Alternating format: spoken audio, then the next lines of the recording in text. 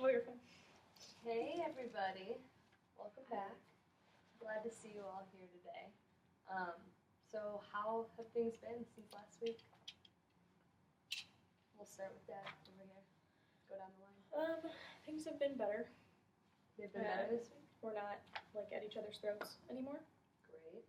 We are still arguing a little bit, but it's not as bad, I would say. I've been trying to let her know more what's going on at work and when I'm going to be home and trying to be home a little bit more. So Good. I'm trying. I'm glad to hear that. And how has that been on your end? It's been better. I've been trying to not nag as much and just appreciate when he is home, and I think it's been going better. I think that's helping too, that like the second I walk in the door, she's not just like, ready to Wow, that's a So big change. It makes it like more enjoyable to come home instead of being kind of afraid to come home. So it sounds like you're saying that it's rewarding now. When you walk in the door, you're rewarded for being there instead of attacked. And it sounds like you, just by that, it sounds like you're happier in general because you don't feel the need to like. Yeah, I mean, I think just him being home more has made a big difference in that. So, because I feel like I have the time now to tell him when things are going on where I would need his help or something.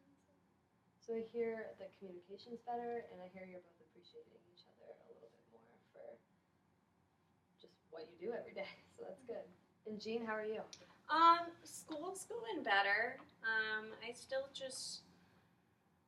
I have trouble completing all my assignments. It's kind of hard sometimes.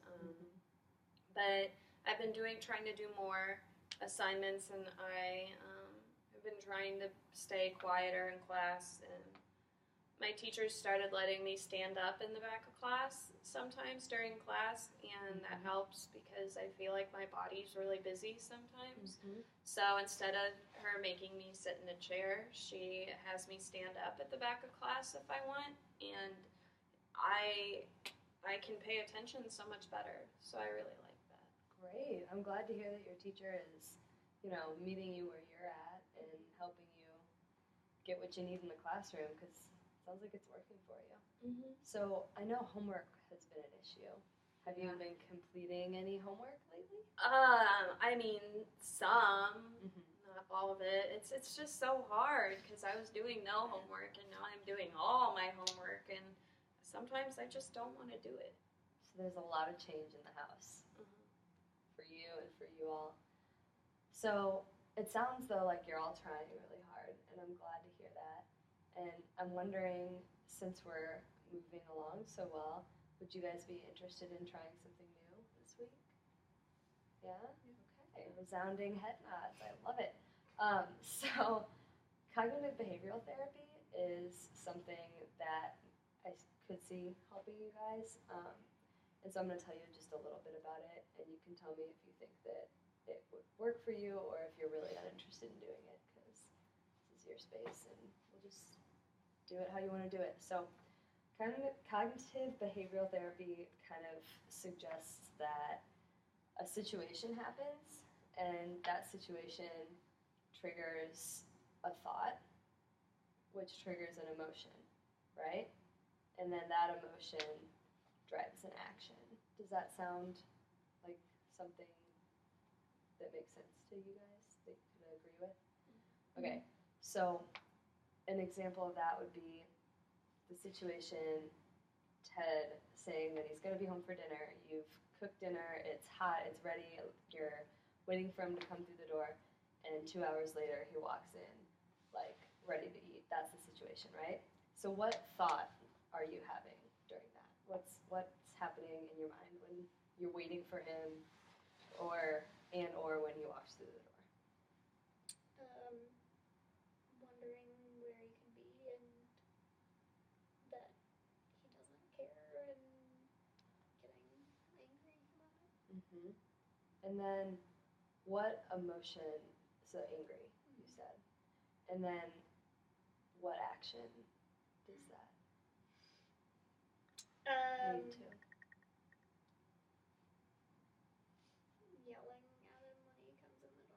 Okay. So not that that's the only problem in the family, but that seems like something that's been causing a little bit of a rift between you guys. So would you agree then that those thoughts are feeding into that action sort of indirectly? Okay. So would you think it might, do you think it might be helpful to maybe try to change those thoughts or at least dig into them and look at why that might be? Okay, so this is a list of cognitive distortions, and so I guess I'm going to send them home with you for homework, and you can take a look at them and kind of circle. There's sort of a lot, so circle the ones that you might identify with, and I would encourage you to do the same just to see if there are situations maybe when she's yelling at you or any other time when maybe your thoughts are leading you to do things that aren't consistent with your goals maybe, or with feeling how you want to feel in your family setting. Yeah? Okay, so then we'll work on that as homework. And Jean, I think the cognitive behavioral approach would work well for you too, because we can start a little reward system for doing homework, not getting calls from school about bad behavior or trouble. And so this can look like a chart. This can look like a calendar, simply just marking the days that have been successful in terms of not having those calls home and, turning in a homework assignment completed. And then if you have 5 school days in a row of completing what you need to complete, maybe getting a reward from mom and dad. So what reward would you like for doing that? I like action figures, Power Rangers, stuff like that. I also like comic books, like Superman and Batman and all those different comic books. They release new ones every week. I really like reading those. Okay, so maybe, and these are things that you would have to purchase, right? So I want to check in with mom and dad about how feasible that would be. As maybe not a weekly reward, but as a maybe monthly getting a thing like that from the store, but weekly having smaller rewards. What do you guys think of that? Yeah. I worry there's gonna just be like thousands of toys around our house. Yep, just floating around. Look, Power Rangers everywhere. So another great aspect of cognitive behavioral therapy is punishment. I know that doesn't sound great to you, but it'll help you be really, really motivated to do that work that you're just not that motivated to do. It's no fun. It totally sucks. But if a week goes by and more days than not there's been a call home or failure to turn in what needed to be turned in, something like that, then getting rid of something as sort of a punishment. And then that way, that concern is sort of, it's still valid, but it might be a little bit. I think we'd be happy to do something once in a while, like a toy or a new trick we do or something we do together, but I don't know if we can get you a new toy truck every week. Right. That's okay. But we could work something out. Maybe instead of buying me stuff all the time, we could do something like we could watch a movie together or something like that, or go to the park. I'll let you pick the movie. Yeah, that would be good.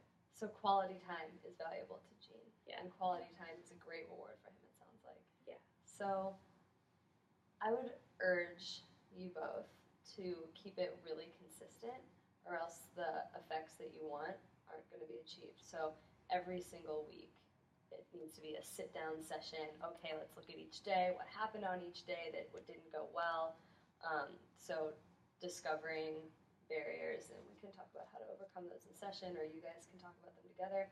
But and then at the end of every week, whether that's taking him to the park, whether that's watching a movie, whether that's letting him pick out his favorite snack or something at the grocery store, can be something that small. And then if action figures and comic books are a huge motivator, which it sounds like they are, right? Then maybe that can be a monthly treat for good behavior.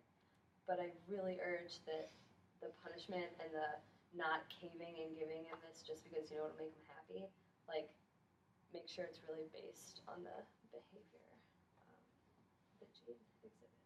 Does that sound? Yeah. Okay, so I definitely want to check in with you guys, and it sounds like you're on board, but if, as you're trying to carry this out, it doesn't go great, or you don't like how it feels in the house or whatever, just let me know, and we'll move on to the next and figure something else out. But I would encourage both of you to keep a thought record, just kind of over the course of the week, and think about what thoughts you have that lead after a situation that lead to what emotion, which may lead to what action, and just sort of be thinking about that and be aware of it. And then if there's some pattern that you're noticing that you'd like to talk about in session, it might be helpful to kind of change those thoughts. And then, like I said, I'll send you home with this cognitive distortion checklist, and you can sort of see if any of them resonate with you. I see a little bit maybe of discounting the positives, which is something so many people do. These are compiled on a list because they're really common, and a lot of us, if not all of us, participate in these a little bit. So discounting the positives means just to insist that your accomplishments or your spouse's accomplishments are not as important, or they don't happen as often as the negative things do, so maybe dwelling on the negatives and forgetting about the positives. So just an idea, but check these out, and we'll talk next week. Okay, thanks, guys. Thank you.